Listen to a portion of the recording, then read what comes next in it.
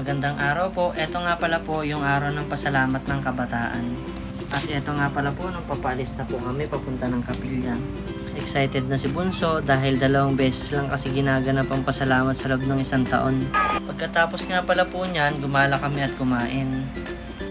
Papunta pala po kami sa market, doon po kami manunood ng sine.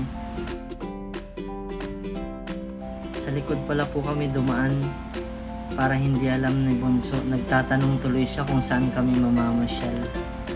Pero nung nandito na kami sa may bandang SM Aura, ang sabi niya alam na daw niya kung saan kami pupunta. Eto po, nandito na po kami. Una pala po namin pinuntahan sa taas muna para kumuha ng ticket. Tapos bumaba po muna ulit kami para kumain sa Goldilocks.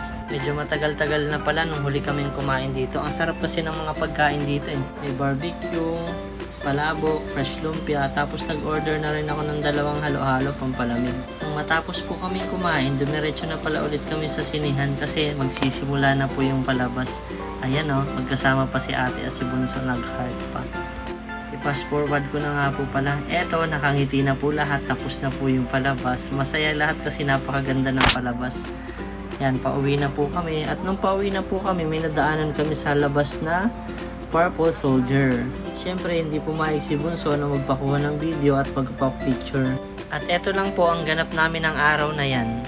Pauwi na po kami at salamat po sa panonood.